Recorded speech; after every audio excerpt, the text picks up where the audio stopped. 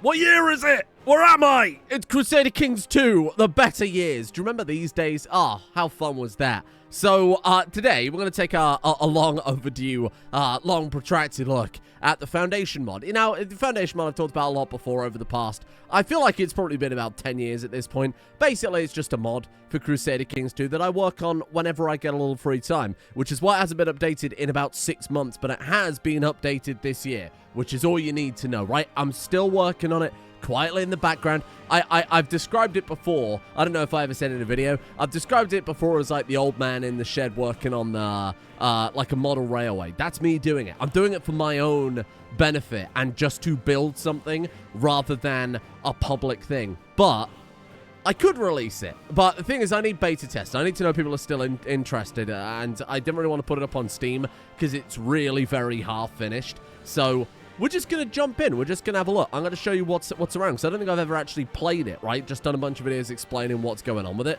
So we're going to jump in. Now, what you need to know going into this before we go too far is there are two big aspects to this, right? There's the Foundation mod, which is like a big collection of features and rewritten mods and stuff like that. Kind of a big old mod of submods, basically. Then there's the Fantasy module, which is a whole separate beast. But the point is it's supposed to be playable with anything, any total conversion, all of that stuff. And the point is you can also disable any feature one. It's totally modular. So let's jump in, and I'll show you what we've got going on here. The actual Foundation mod, I haven't touched in a very long time. So this is basically as complete as it gets. Don't worry about this. I'll explain all this stuff later. We're just going to pick a random guy for the time being, and we can talk about the rest of it in a minute. So, as I said, it's all, like, totally modular.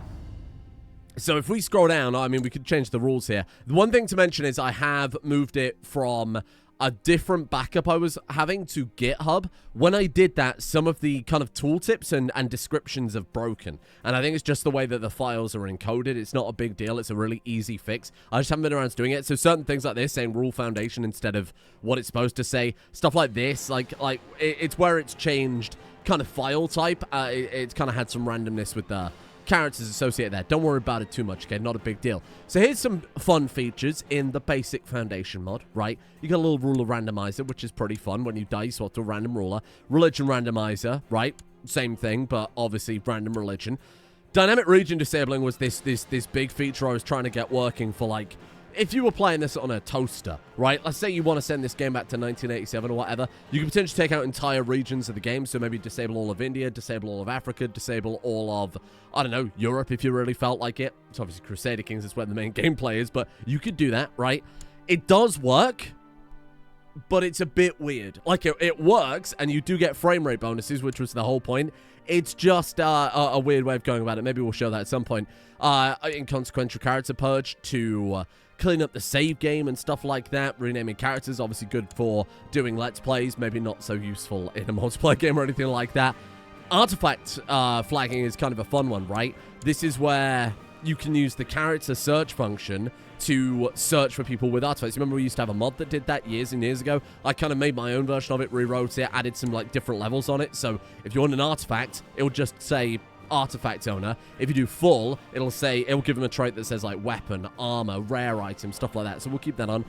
Cannibalism expansion to give like bloodlines, health bonuses, that type of thing. Remember there was a mod called like Cannibal Kings back in the day. That's like the whole point of this, right? Is rewriting things that I wanted to rebalance or re-implement in my own way and just making it a nice, cohesive experience. But we'll turn that on as well. Sure, why not? We're probably not going to do like a full playthrough. We will do a full playthrough at some point, I think. And then I could kind of get your feedback as we're playing along and rebalance it and add features and take stuff away. I think that's the best way to do this. Otherwise, this is quite literally going to sit on my shelf gathering dust. So, it'd be quite nice to do that. Easter eggs, fun little weird things, animated event pictures, that type of thing. Just basically like testing the technology and like stretching the bounds of it in weird ways. You'll see maybe if that happens. Counselor skill gain is where counselors gain skills when they work in a court for a long time, and that kind of encourages you to... I always felt it was too easy in Crusader Kings to just swap out a counselor if they were causing issues. Had a favor on you, whatever, just sack them and move them on. Leadership modifiers as well, so when you're leading troops, get low fertility, but maybe higher martial or whatever. That's kind of fun. There's a load of other features that aren't toggleable because there's not really a need for it, right? So I pulled up the GitHub because, again, I haven't actually updated the Foundation, this part of it, in so long, I don't even remember what the hell's in, and I'm sure I'm going to forget loads to talk about as well. right? So stuff like new bloodlines. Don't really need to disable that. You either get them or you don't, right? We've got the trait mod. Do you remember the trait mod I made years ago? That's added in, been rebalanced, updated, that type of thing. There is the genetic system rewrite, probably one of the bigger features that I had going on. That's where it works like CK3, right? So in CK2, if a parent has genius and another parent has slow, the kid that's born will either get genius or slow, right? Instead of the more sensible thing, maybe they come out quick, right? The slow kind of waters it down. Maybe they get just a neutral, maybe they get nothing at all or whatever. It works on a scale like in CK3, whereas in CK2 it's like you get one or the other or nothing. So that I think is a much better system. What else have I got here? Artifact management. Oh, sell artifacts. That's right. I think this is actually Gareth who wrote this one. The same Gareth who's done like the checklist mod for RimWorld, among many, many, many other things. Did this really cool artifact system where you could sell artifacts and it would go by like range, geographical range, and you can they'll like offer you money, or if they can't afford it, then it will just generate some people. It's a clever system. What else have I got on my big list here? Definitive battles, right? Makes battles a bit quicker rather than constantly chasing around shattered armies all the place. And I think that's pretty much... Oh, AI auto building. Yeah, crazy. So this was a system Kekvit was working on where AI, instead of just hoarding money, if they could build a building, would build a building, which was kind of cool. But there was a lot of work still to do with that one. So that's kind of on the back burner because you have to basically set it up for every single building in the game, which is a bit of a pain in the ass. And a bunch of optimizations and stuff that we'll see as we jump in here. A lot of my recent work on this has gone into the fantasy module that I'll show off because that has been... the majority of the work, I would say, at this point. This is all just kind of like baby shit to tidy up mod lists and rewrite mods in a way that I think maybe works slightly better for balance or whatever else. The other big thing I did was the lodge system. I always thought that forts were a total waste of time. The lodges still work like forts, but that if you're building them in friendly territory, it works very different, as you'll see. So you can still build like forts when you're taking over Scandinavia and stuff, obviously, is necessary for... supply and shit like that. This runs really well, by the way. Like, pretty damn well. So lodges work very differently. I did a different graphic for each region as well. If you build a fort in Africa, it'll look different to the ones you build over here. Same over in... Oh, you might have noticed something going on with the map. We'll talk about that in a second. So yeah, there's some fun features going on with that.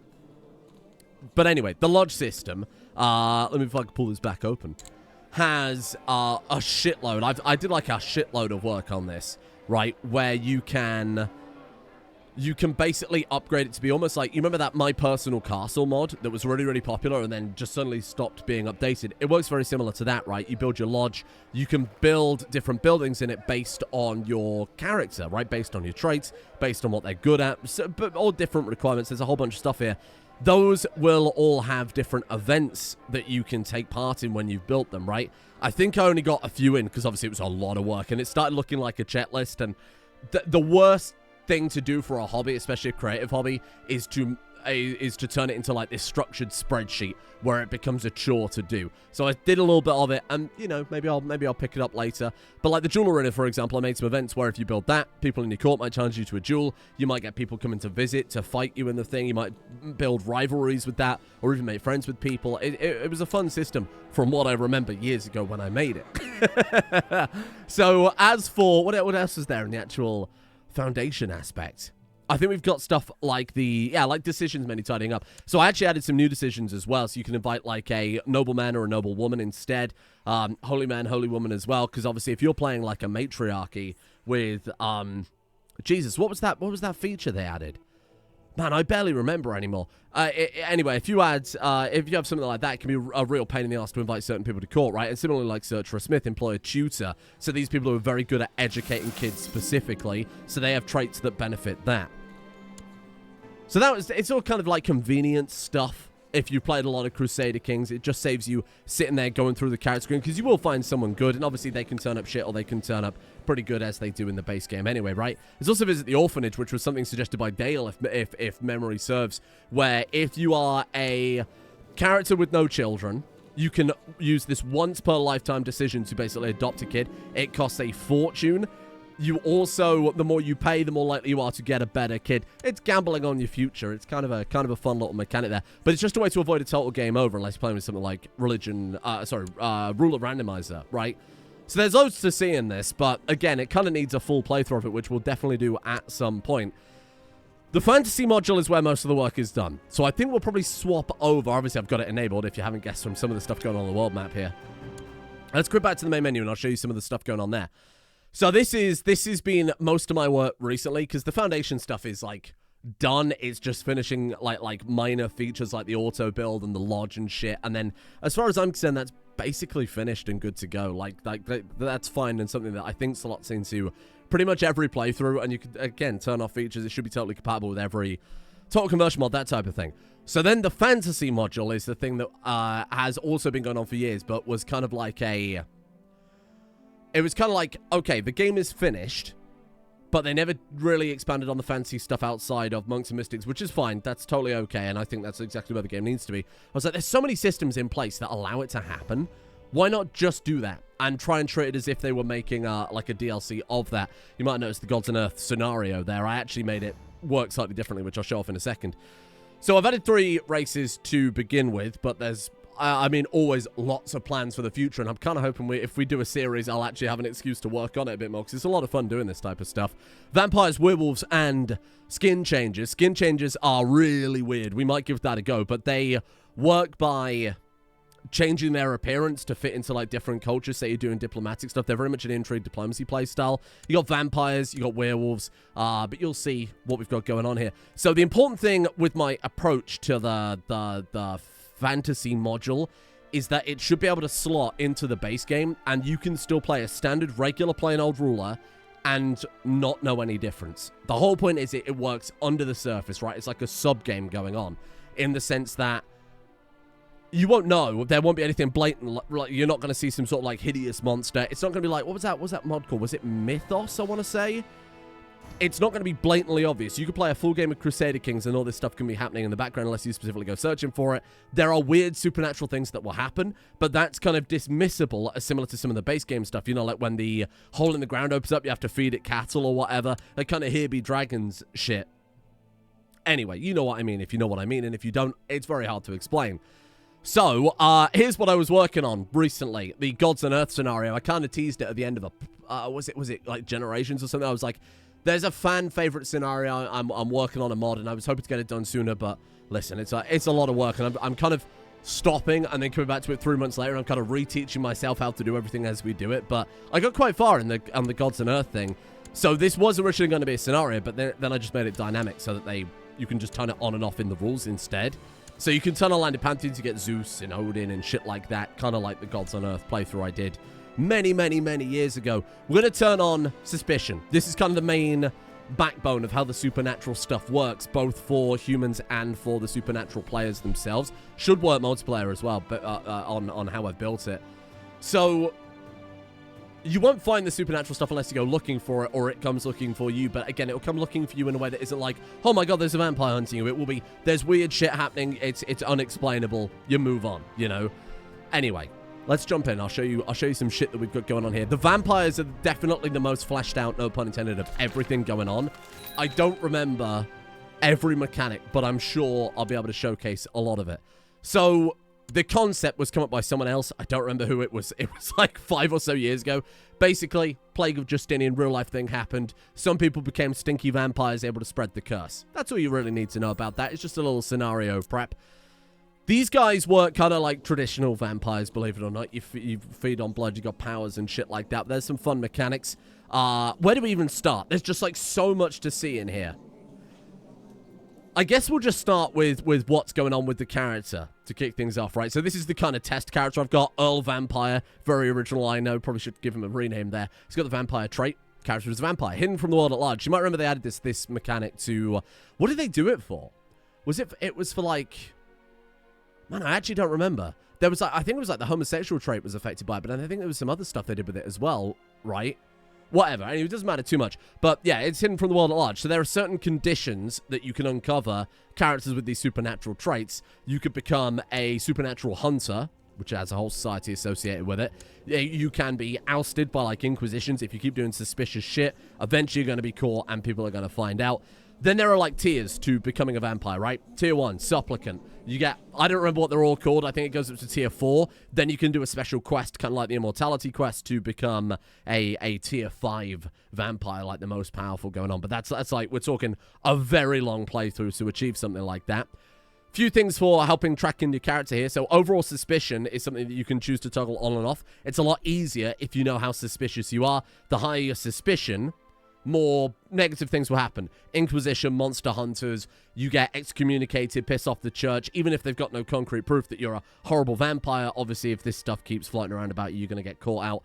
To throw a little kind of obfuscation out there, I've added a bunch of other events that can happen to regular rulers to help increase their suspicion and lower their suspicion randomly. So even if you're playing as totally normal, good Christian man down in Italy, right next to the Pope, paying your dividends or whatever to that guy, weird stuff might just happen around you that makes people suspicious of you, even if you're not doing necessarily anything wrong.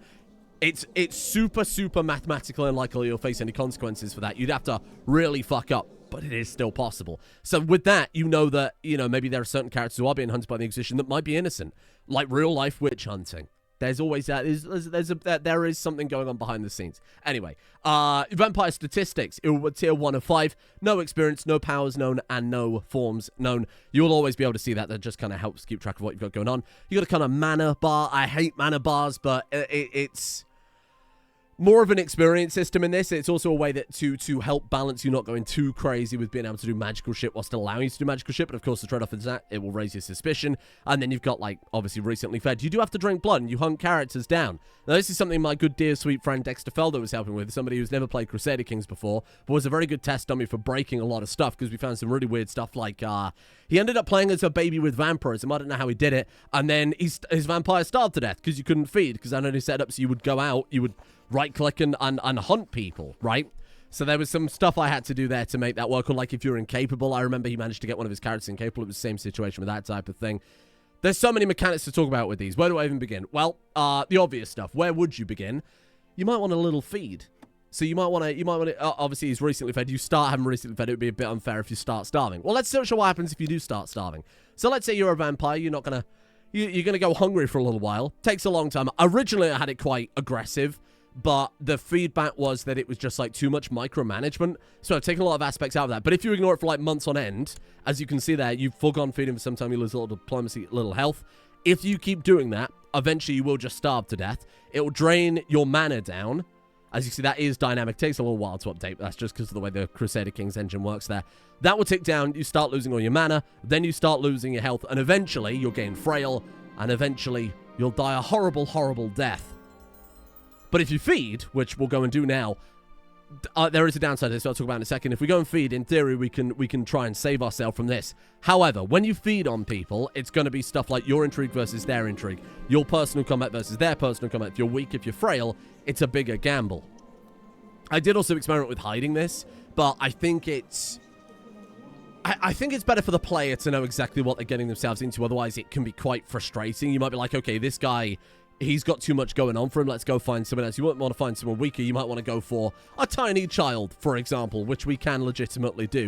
So we'll say the risk is too great, and we'll go feed on our little baby child here. 97% chance you sneak up on an unsuspecting target and render them unconscious. And then we make our escape having fed on them. However, this is when the second thing kicks in, and this is where the suspicion system comes into play, right? Catch a target fleeing down a dark alley. Okay, maybe we need to rewrite that for when there's babies or whatever. Doesn't really matter too much. We are going to bite the child. However, if you were to bite, say, for example, the child of an earl, that's going to draw a lot more suspicion than biting random peasant courtier in your court. If you try and bite the Pope or a king, obviously they're going to go nuts and they're going to raise the pitchforks and they're going to be hunting down whoever possibly has done this. We might not get away with it. It was a safe feed in the sense that we're going to gain some blood back, but we might also gain some suspicion here because that's our kid. Like, his wife would kick up a storm, huh? Let's see what happens. We did get away with it. Good. If nothing happens, we got away with it, and we got a little extra there too. There you go. So mana and recently fed. That will also add to our experience. Your experience will trigger a level up when you cross a threshold. I won't say what it is. We'll keep a little bit secret, keep a little bit undercover, you know.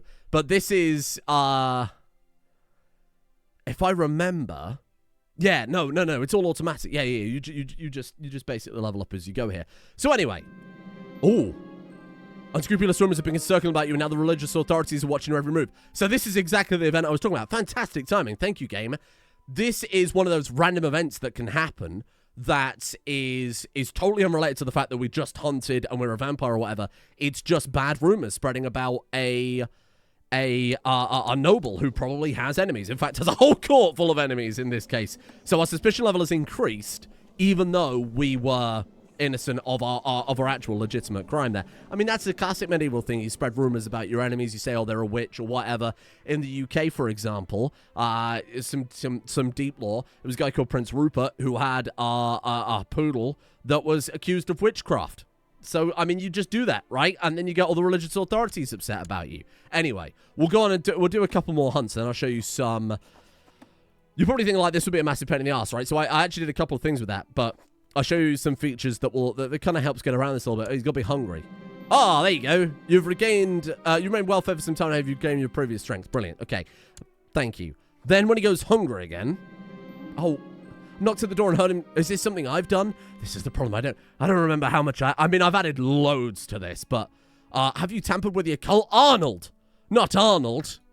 Clearly nothing happened. Good sweet Arnold. I think that's a base game event. Anyway, so let's go feed on someone else. You're probably thinking, well, this is a pain in the ass to constantly feed like this, right? Well, that was the feedback I got from the playtester, so I added a simple go hunting button. So if you're in wherever you're currently standing, and this is really fun, and there's some weird shit you can do with this. Wherever you're currently standing, whether that's leading armies or traveling or whatever, you can hit the go hunter button. It'll find a random person. I think I made it favor the person who you're most likely able to feed on the most successfully. So in this case, poor sweet William Progenitor again is going to get fed on here. Oh. And we've been caught this time. You've actually been less than subtle of late. Last demonstration of powers caused quite a stir. Depending on your target's connections and stats, you may find things have gone awry. Perhaps I should be more discreet. Dealer Vampire of Cornwall. You're not really hiding anything there, are you? My investigation is complete. I found no connection linking you to the accused crime. Signed, Matthew. Matthew has also got curious rumors. Matthew, what have you been doing? I don't think he's anything suspicious, but if we did think he was anything suspicious, we can investigate him. That's a really fun adventure. I remember that took me ages. It's coming back to me a little bit now. Now, there's a few things that you might be thinking already. Okay, number one, if we can go hunting anywhere, could we say, for example, land in Rome and just hunt until we find the Pope? And could we potentially turn the Pope into a vampire? Because when you bite people, there's a small, I think I said, like 3% chance they're also inflicted with vampirism. Yes. Other events based around inflicting the Pope with vampirism. Obviously. Come on. That's like the most fun shit I've ever heard. It's a shame you can't add like your own achievements into... I guess you could make it so there's kind of achievements for that. Like a bloodline or something. I was going to say, if you go around infecting, like, if you manage to hit like 3 religious heads or something, that should trigger something fun. Anyway.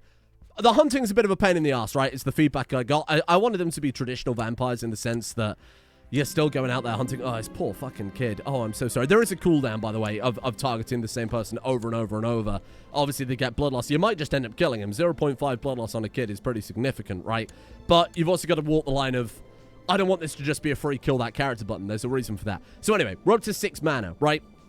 I don't want to keep hunting people like this. This is a pain in my ass. So now, we're going to go find someone, and we're going to enthrall them. This is the power that every vampire starts with by default. Enthrall the target, turn them into a mindless, unquestioning servant. This is an intrigue diplomacy test, if I'm not mistaken. It could be a learning test. I don't remember the specifics. It doesn't matter too much. But there are obviously some benefits depending on who you enthrall. So what enthralling does at a very minimum level is it will make them loyal to you, similar to the demonic possession event in Monks and Mystics. But it will also, you'll automatically feed on them. You don't have to go hunting manually anymore. You don't have to right-click feed on. The counterpoint to that is you will not gain experience for feeding on a thrall, but it also doesn't stop you going out there hunting regular people. Just to clarify. So it's kind of like a... You don't have to worry about this constant maintenance or upkeep, but you still probably want to carry on doing it anyway. And I felt that was a pretty good middle ground to have. But there's also a lot of benefits to having a completely loyal person. Obviously, yeah, if you go for counselors, vassals, or whatever. I don't think I made it so you could do it on landed characters, but I might be misremembering there. Well, let's find out. Feed on, no. Enthrall. There's no enthrall option. Yeah, I think I made it specifically so you can't do... This is supposed to be like your, Renfred type character, right? Your loyal servant who just kind of follows you around and does all your busy work. But there might be benefits to, say, for example, enthralling your spy master, because who's the one doing the investigations? when things go wrong. Now, if I went into Oxford, for example, probably a bad choice. If I went to Wessex, for example, and started causing some trouble there, his spy master would investigate us, and then it would be our intrigue versus his spy master's intrigue. If they don't have a spy master, it defaults to, I think, their chancellor. If they don't have a chancellor, it defaults to their steward, and I basically made it go down the list, at which point it'll just pick a random courtier to do it, right? If someone's mismanaging the realm that badly, a random courtier will do it, at which point you got an easy time, of course, but that's so unlikely to happen because the AI is not that terrible. Anyway, if we were to say, I don't know, enthrall our spy master, we're going to give it a go. Obviously, it's our intrigue versus theirs. We got 14 versus 18. 67% chance that either we will enthrall it and become suspicious, or 90% chance of enthralling it and avoiding suspicion. Ooh. Or a 33% overall chance, of course, of failing to enthrall it overall. Yeah, I mean, I quite like that. Let's go for it. Oh. I think we got caught and we didn't get him. Oh, no. No! Fuck you, Matthew! My investigation is complete, and though I believe you're the culprit, the evidence is so unexplainable I cannot arrest you. Just know I'm always watching. Signed, Matthew. Mistaken identity, I'm sure. Bollocks! Come on! We're going to go for it again in a second, so don't worry about it. Damn it, Matthew. I'm going to die just doing this bloody tutorial. It's supposed to be obviously high risk, high reward while you're a weak, pathetic, shitty little vampire, but when you get stronger, you won't have to worry about it so much, but you'll obviously draw more suspicion. Hi, fella. Listen, we're going to try enthralling you again. What's the cooldown on that? Hi there. Has 5. Oh, I spent my blood power. Yeah, you're right. -1. Oh, no, that's terrible. Okay, let's have a quick snack here. That obviously needs fixing. It's only ever supposed to go to 0, but I think what happened there is it costs 6 mana to do, or whatever, or 5 mana to do, and we also got hungry at the same time.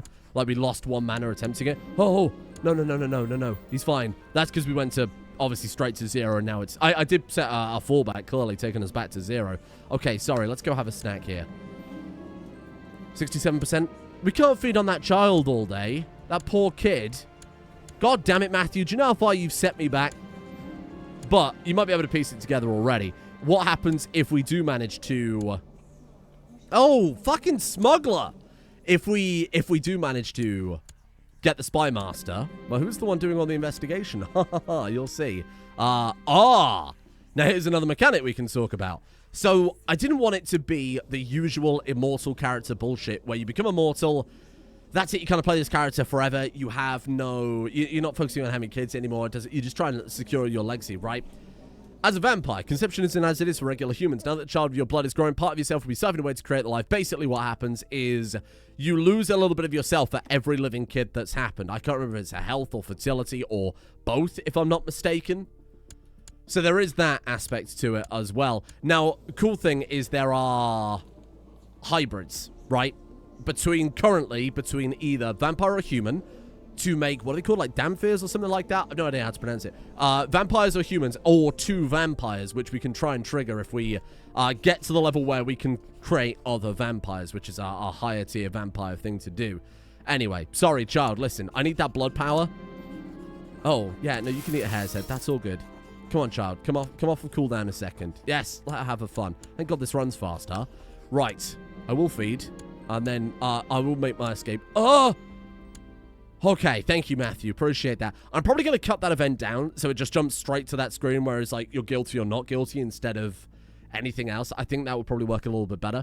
Right, speaking of Matthew, tonight, Matthew, you are going to be enthralled. Give me one of those. 67% chance again? Yes. This character has been made an unquestioned enthrall by a powerful vampire. Not that powerful. Hidden from the world at large. Very good. By enthralling Matthew, you've gained an obedient and questioning servant, an occasional blood bag for desperate times. Matthew has investigated us. Mistaken identity, I'm sure. I should probably make it so that... You'll see in a second. Probably make it so that doesn't happen if you've succeeded in enthralling him. And the reason I say that is now if we go hunting, my wife can never stop chatting. If only we could have some quiet once in a while. Jesus, okay. Wife bad. Punch wife. Thank you, Reddit. Let's go for a little bit... Let's go for a little bit of hunting. Fucking Crusader Kings. We'll play this. You stalk your prey. And now, we have bitten the child. But, because the spy master is enthralled, we can just have him tidy it all up. Ah. And of course, there are other silly things you can do with that as well. If you've somehow managed to enthrall your liege, there's some really cool benefits of that. They have that permanently loyal aspect so that you can just request land from them, right? The same way if you kind of possess them in the Monks and Mystics Society, you can become their regent and do stuff like that. Your wife and other such counselors also have similar type effects when you've enthralled them. So you can be kind of clever about it.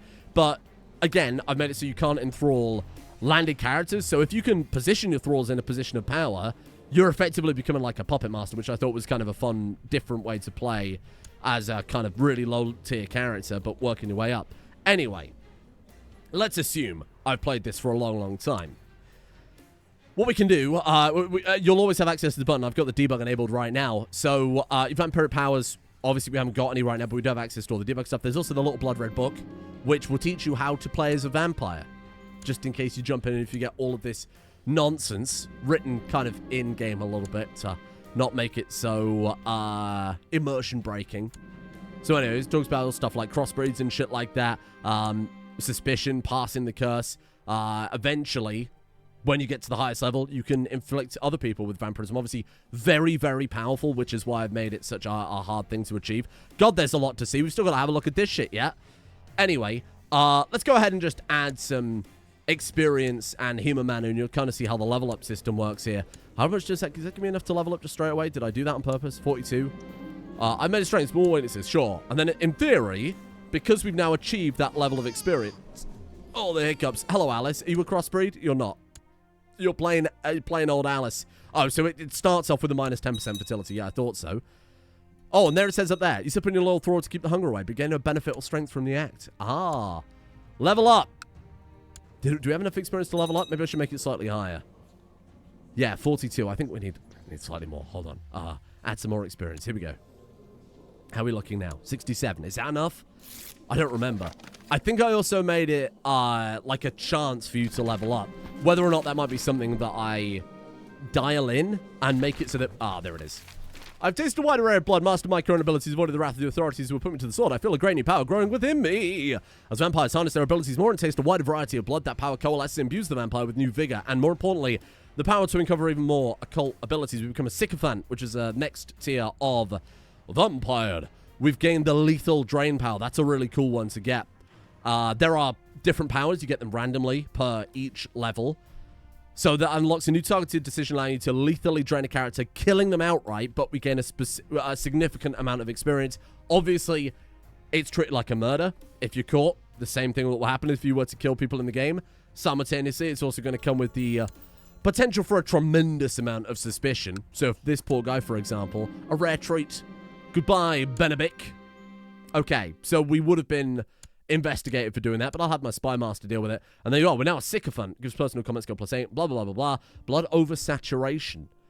You've indulged in the usually forbidden act of total blood draining and needs to recover. So that goes on cooldown for a long time. Probably should need to be more than that because obviously it is effectively a kill person button. Again, you can't just go ahead and target that on landed rulers or anything. There's got to be some balance to this, right? Because it's already a very powerful system. Anyway, let's pretend you've played for a long time, right? Oh, wowie, I've played for so long here. I've gained a whole bunch more experience.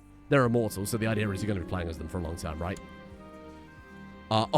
Suspicion level increase. Now, obviously, as you get older as a vampire, if you end up being 150, 160, 170, you will become overwhelmingly suspicious to the point that you might not be able to survive unless you're actively or kind of proactively trying to deal with that. Simultaneously, immortal characters, like stuff in the base game that makes you kind of magical, will increase your suspicion. The Godslayer event, you know, from being a lunatic, crashing a longboat into the old gods and shit and killing Cthulhu. That will do the same thing. The immortal trait, I think there was a couple of others, but I don't remember off the top of my head. Anyway, it doesn't matter too much. So, yeah, I guess we'll just wait to level up now and see the next tier. It takes a little while. It shouldn't be instantaneous. Maybe it should. I'm not sure. I didn't want it to be super predictable, you know. It's got to be... That's why Crusader Kings II has its charm, right? Because not everything is a progress bar, just waiting for things to tick over. We've now become an Abbessor.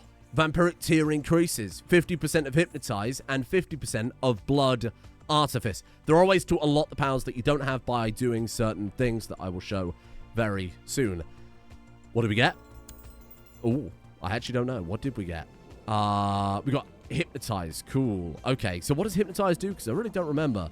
Balance your worlds not without risk. Look into my eyes. Does it... Oh, they owe us a favor. Oh, that's clever. Okay, good idea. 90% chance of succeeding unnoticed. There you go. He's hypnotized will act in accordance with your wishes, albeit temporarily. It's a good system. Yeah, that's a pretty alright idea. I don't hate that. And then, let's say you played this for a very, very long time. Oh, wowee, I'm doing so well. I'm conquering the world. Bear in mind you're doing all this in addition to playing Crusader Kings 2, right? So there's plenty of shit to be doing here. Blah, blah, blah, blah. Oh, I've got all this and all this experience and whatever. You can see some of the powers there, but... Well, it's hidden, but we'll see some of those going on. My wife is Perganan. She can think for herself. And what is interesting is this time we weren't told about the vampire life drain effect. So I wonder if that's legitimately not his kid. Interesting. That could be something to consider for the future. Anyway, is he going to level up? Have I given him enough power here? 129. I'll give him a little bit more. I don't think you need that much. Obviously, you'd have to feed on like 60 people to do that, which would be... Although, maybe not that crazy, now that I've said it out loud. Anyway, let's add a bit more experience, just in case. But again, I think it's like once per year there's a chance for it to happen. Cecilia. Oh.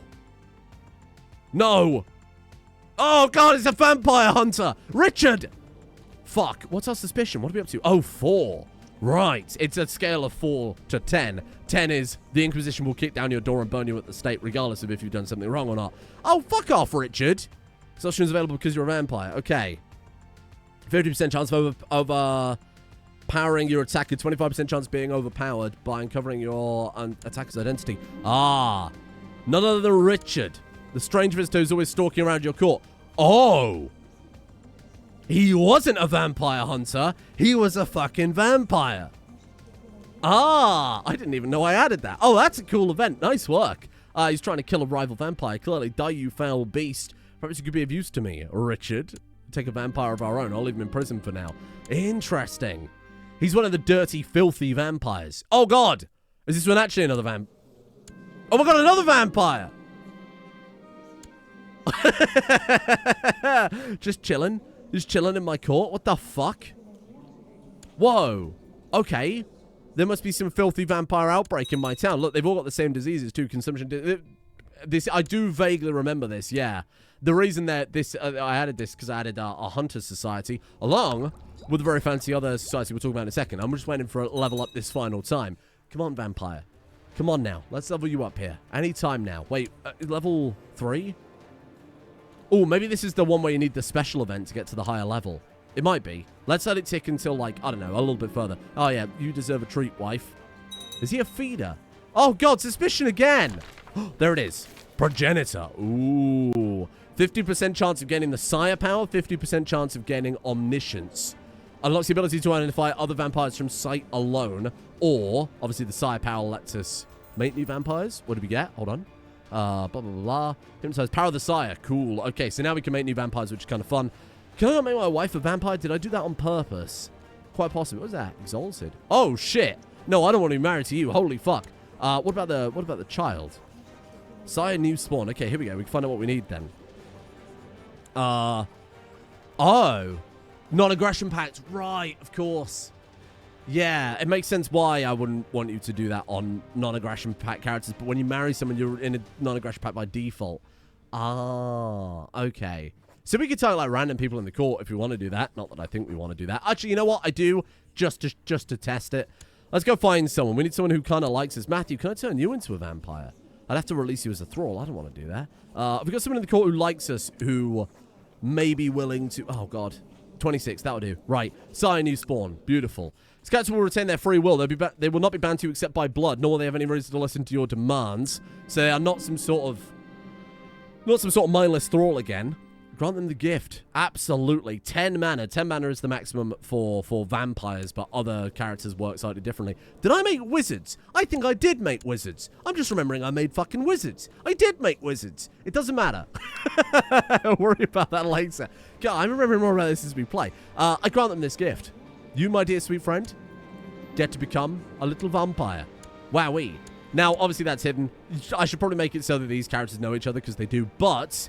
I've added a little button here. This took me so long to figure out how to make this work, because it has to be recursive and progressive in the sense that you want to be able to see all the vampires before you, who, maybe whoever side you, obviously we're starting as a character here. If you do it with character creator, you'll just start with as the beginner of your bloodline. But if you're playing a multiplayer, or if you're playing you know, a character who was randomly vampired midway through a playthrough, it needs to be, obviously, go back up the ladder and simultaneously back down. But here we are. See all our blood members there. So we've only got Arnold right now with the founder of the bloodline. We'll show the founder if you're not, right? So if we were to jump to him, it would show us up there instead. Notable bloodline members. I think I made it people who are like king tier, emperor tier, head of a religion, or like have 1,000 or more prestige. So obviously no one right now. We're all a bunch of bloody nobodies. Right. Okay. What have I forgotten? Probably so much. Let's do some of the stuff that we haven't been able to see then. So let's add all of the powers to my guy, and you'll see that there are some fun little things that we can do here. Yeah, we'll just... Is that all of them? That's all of them. There you go. So we've taken a vampiric form. These allow you to trade your mana for basically a temporary bonus, like a little modifier. So power of master seducer. I thought these were fair in terms of balance, because bear in mind you're putting yourself out there. You've got to hunt 3 people to trigger this power. It seems kind of fair. Combat prowess or purge your ailments and just cure all of your temporary stuff. Obviously, we haven't got any like that. We've got this one that gives intrigue and sex appeal, kind of classic Bram Stoker vampire. Or form of the Asambasam. I think these were all just names of vampires taken from, you know, like human mythology, vague human mythology.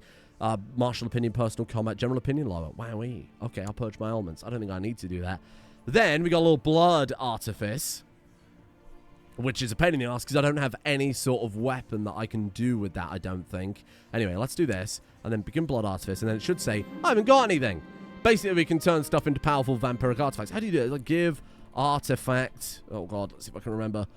What about just, like, sword? Is it just give artifact gives you a random thing, right?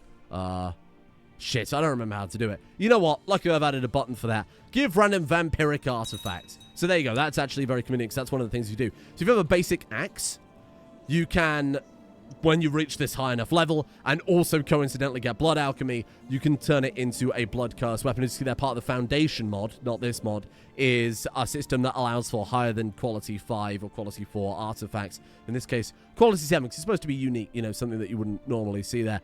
That gives some quite powerful stuff. You might see there's an activation condition, has knowledge to safely wield cursed artifacts. That's not just a vampiric thing. So we've got Vampiric Union here. So we've got all the vampires in a society. Probably should be hidden a little bit. Yeah, you're right. Otherwise, we can just click that and view some of these people. Thralls are also allowed to join as well, which is what some of these people down here are. But higher tier vampires are going to be right at the top. We can't... Oh, this guy we can see his level. Oh, of course we can, because I gave us all the powers, and one of them is Power of the Sire. So we can see what tiers all these characters are. This guy is another kind of starting character. The first vampire. Ooh, spooky. There he is, 300 or whatever years old. Coincidentally... Okay, so we should probably join the society for a start. How do I do that again? I don't remember how to join. Oh, yeah. Listen, I haven't played Crusader Kings 2 in a long time. I will join your society. Let me tell you right now, societies are a massive pain in the ass to make. They are. There is so much associated with them that you got to try and figure out. Not the least, of course, the UI stuff. There's so much going on with societies. It's such a ball ache. Anyway, we've got different ranks. Seek training, purchase a vampiric artifact, purchase a magical weapon, which again is what we've seen there. Visit the Hall of the Progenitor. I think we can skip over that right now because we've got this going on. There's an off-map power, and all the Supernatural is going to have their own off-map power, kind of similar to how China works there. We've got Halls of the Progenitor, which allow us to... It's very basic right now. It's just the framework's in place, but I can expand this out pretty easily now. Send him some wealth, and then in exchange, we can request some stuff. So this is the unending heart, which is something that basically means you don't need to feed anymore, which is quite handy. Can I give you some more money? Here, take some more money. Can I buy that off of you? There you go. Did I actually make this? Oh, I did. Wowee, that was good. Overflowing heart. There you go. Crystalline heart from which flows pure, healthy, human blood. I don't remember if you gain experience from this. I don't think you do. But you do gain some stuff there as well. Anyway, let's spawn in all the vampire artifacts and have a look at them all. Give me all these. I want to see what else I added. Clearly, I added some, like a lot of other stuff. Fuck knows how you get... I don't remember how you gain any of these. What are you talking about? Probably that blood artifice power that we can't do because we haven't got anything to corrupt right now. Wow. Oh, I added loads. Veil of Night. Oh, this is all stuff that I set to make it so you can request from the off-map vampire power down there. That's cool. There's some prestige. Obviously, you need to have the ability to do something with that. What does this do? Learning +3. Oh, how fancy. Sanguine Ruby, monthly prestige. Blood of the First Pope, very good. St. Peter, of course. Oh, that's useful. Skull of Malice, how spooky. Lots of stuff going on here.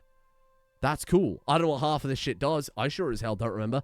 Bleeding Jian. That's fun. Blade of Imperial Chinese origin. Can never be wiped clean. Oh, how unhygienic. Does poison damage, clearly. That's cool. I did a lot more than I remember with that. Holy shit. There is like a huge amount of stuff that I simply cannot remember. I was looking through the GitHub. There's like so many other features, like the Ascendance thing, which you get by being the highest level in the society. The society is very unfinished right now.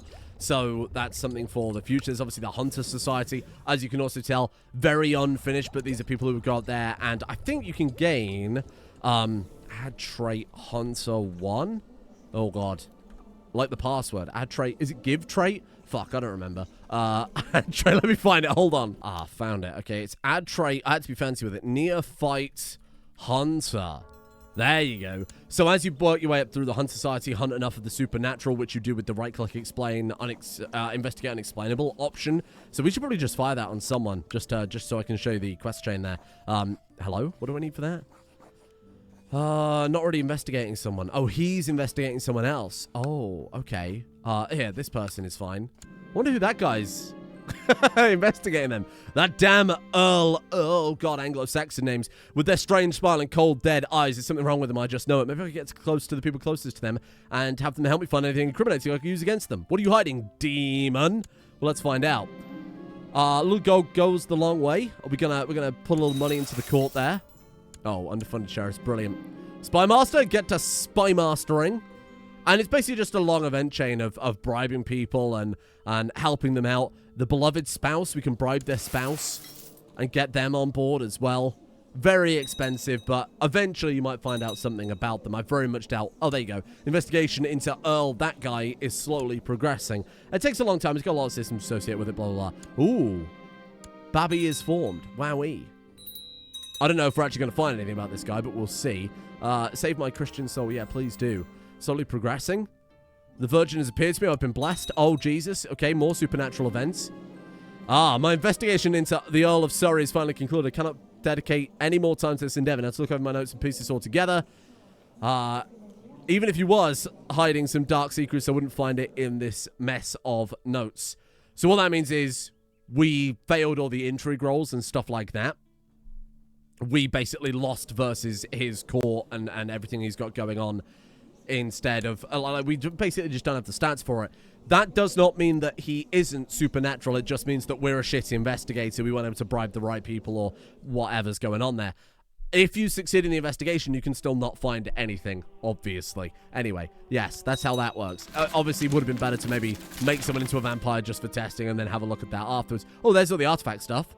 Artifact owner, rare artifact owner, book artifact, armament artifact. So now we can go in here and we can type in like rare artifacts, like the old artifact search mod, and find everybody with something that we might be interested in stealing.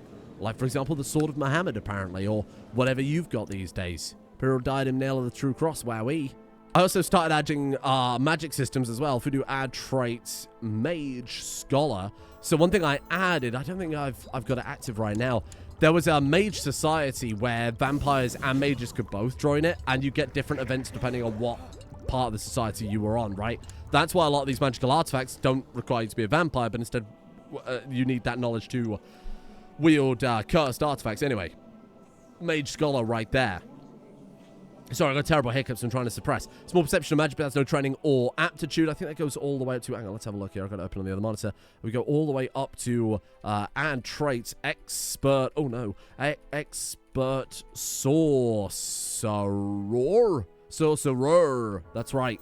There you go. So you go all the way up to the highest level of expert sorcerer there, and that does some stuff, I'm sure. Don't ask me. I didn't make it. I mean, I did, but I sure as hell don't remember. Then apparently I've also added stuff like Blood Mage and Fire Mage, but I don't think these were finished at all. I don't think I even did...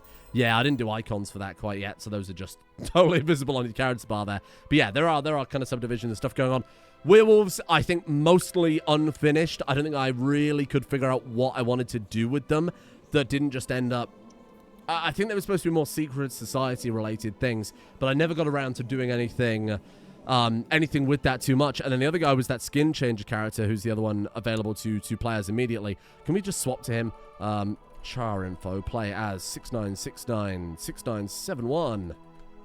Oops. Oh, he's unlanded, you fucking fool. He's like lost his territory at some point. You can see there the Skinchanger trait. Let's go into the main menu here. So the whole point of this particular character, this particular, like, supernatural, was me thinking in a multiplayer game, this would be a lot of fun to see how perceptive people were. So the way this guy works, that's the wrong fucking, that's werewolf, man. No werewolf. I don't think I even did anything with the werewolves in the end. No, clearly not. Or maybe I did. I don't remember. I don't remember how they work. I think they were more on random chance and less fine control. Where's the other fucking guy? God, you really messed this up. Right there. Hello, fella. So the fun about these, you can change your appearance. I don't remember how they work, but vaguely remember it. So based on where you're currently based, you can change your appearance on that one, right? So we could do Norse, and then we become Norse. And that gives you a hidden benefit with, as you can see there, your general opinion is lower, but your Norse opinion is higher. This is really purely a multiplayer thing, just so you can change your face and see if other people are paying attention to that type of thing. I'm trying to find a way to make it work for single player, but this is kind of why I also want to do this video, right? Oh, the base is hideous. Brace yourself for this. Oh, God! Another thing that kind of inspired the whole idea of having these people who can change their face like that is in the game files. The way they work is you get a base character model like that looks like this, and then they attach the face bits on top of it to build up a character that looks normal. But if you take away all of that, this is what you end up with, this kind of hideous monster of a man. So I thought that was kind of fun to have as the base game thing. What does that do if you're just that? Plot power defense is much higher. General opinion is a lot lower. I feel like when you do that, you should also be forced into isolation. But hey, anyway, that's kind of a system that's brewing there. As you can see, almost all the work went into the vampires, right? I was kind of tempted to be like, what about dragons? Because dragons are in the game. Bear in mind, on the animal world, I could like put them somewhere. Maybe it's like I was thinking the Monster Hunter Society is like the final quest at the highest level. You go hunt a dragon. That way it's just event spawn. It's not on the map, because that's exactly what I'm trying to avoid. I want you to be able to play as the Visited Emperor, do a normal playthrough, while these vampires and these fucking creeps like this guy. I mean, it would be a lot of fun if you're doing a playthrough and then you check a vassal and he's got one face, you check him 5 minutes later, he's got a different one. Really kind of a memory test. I think that's kind of cool. There needs to be a benefit to change your appearance, and obviously, you know, the suspicion system should be quite intense for these guys, I think, but who knows. Anyway, that's there's so much to do. There's so much to see in this kind of double mod that I've got going on that is like, the vampire stuff is very much playable. I think you could probably get like oh, you know what? This is me. This guy's going to be 6'9", 6'9", 6'9", 6'9". There you go. The vampire stuff is very much playable. I think you could genuinely have a fun playthrough from beginning to end with this, and it be kind of fulfilling to get up to that point. But I also think that, I mean, obviously I'm not going to release it how it is because it's so unfinished. There's so much stuff that needs just like polishing and rebalancing.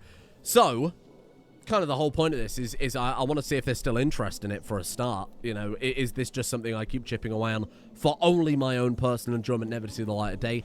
Should I try and put it up as a beta and let people play and give me feedback? Are people still playing Crusader Kings 2, or is this too little too late 5 years later? I'm totally up for the feedback. Just let me know what you think. And I think there's some really cool ideas still left to add. The Foundation mod itself, I think, is playable and releasable, right? I think that's pretty much done. The only thing I'd have to do is kind of tidy up the lodge building. Actually, there's some lodge buildings for the vampire, if I remember correctly. Like the system, the sub-mod working on this as well. Oh, he hasn't fed the idiot. Did I make that in the end? Oh, I did, but again, the tooltips and shit are broken there just because where I've copied it over to GitHub. But yeah, there's a lot going on with it. I think the vampire is playable, unless I do like sub-modules where we do like, here's the Foundation mod and then here's the vampire module, right? Because the Gods and Earth thing isn't finished yet either. But that is... Oh, is that not active right now? Let's quickly jump in because I need feedback on this as well. So my problem with the Gods and Earth thing is I was doing quite a lot of good progress with it. It was a lot more research than it was actually like adding them into the game. Let's quickly go new game, pick our default scenario here, and then go... Yeah, it doesn't really matter where we play. Whatever, that'll do. I just want the game rules. If we go enable... Oh, hold on. Sorry, 1 second, please. Excuse me. 1 second, please. If we turn that on, the problem I had with this kind of... again, this is kind of similar to that Ancient Religions mod, if you remember it. The problem I was having was like... Okay, so I've added Olympus, right? Again, it's all totally dynamic, so... If you're playing this with, was it called HIP? Was that the mod? Or Crusader Kings Plus or whatever. As long as it can detect an approximate empire that's supposed to be in Greece like Byzantium, it will be able to flip into Zeus. And I didn't obviously fill out his family tree too much there. It's quite literally just Zeus right now. Similarly, you got like Asgard. Up here, you got Odin. Did I do anything with that in the end? No, just random characters. This is all the stuff that needs filling out at some point. We've got Peyrun. We've got whatever's going on up here. This guy Divas in Lithuania. There, you got Suomi up in that kind of Finno-Ugric areas. So I did do a lot for that. And then I got to Europe, and I was like, what the fuck am I going to do over here? Obviously, Celtic. I've done that as well. That one's there. So you got like Lou. And then I was like, what do you do for England, right? Because that's historically Germanic. Same with Germany, naturally. So I was like, what the fuck do you do with that? Because then what am I going to have? Are we going to have Odin and Woden and Wotan, all the same god, the same character? Do I expand out Asgard just to take up all the Germanic stuff? But then the problem with that is you've got one very, very powerful pantheon. What do I do for Italy? Do we do the Roman pantheon, or do I expand Olympus out to... Because it's kind of the same situation, right? Where it's kind of the related gods. So what do we do with that? I don't know. So that's where I kind of got stuck. So I was like, I don't know what the fuck to do for all this. Obviously, I can make, Brittany and northern Spain and Francia, whatever. I can make that all... Maybe I'll make that all Celtic as well, and we just have some really powerful pantheons hanging on. But then I think it's unbalanced if you're playing any of these. I don't know. I'm open to suggestions. You throw it at me and we'll see what we can do with that. Anyway, it's very warm in here. It's like the hottest day of summer so far. This was the worst day to record this because it's hit 35 degrees in this room, so I need to leave. There's so many features, so many mechanics that I haven't done enough justice to. There's so much I've forgotten, so many events and weird shit and all the Easter eggs that we haven't covered yet, and blah, blah, blah, blah, blah. I mean, I did that video, I think, probably like 3 years ago, going over all the features, and I think the Foundation stuff is more or less the same. I don't think I've touched any of that. It's just the fantasy stuff that I've been kind of clicking on with. Hopefully, I'll be able to convince some people to playtest and maybe even do some stuff with me at some point. Let's see if we can get keys into Crusader Kings 2. Could you imagine how fast the progress would be then? Anyway, thank you for joining me for Crusader Kings 2 Month of Medieval. We'll do, again, maybe I'll do a full playthrough of this at some point, and then I could just go kind of day to day and update it as we go. But it's still going. It's still there. Just very slowly, but it's still happening.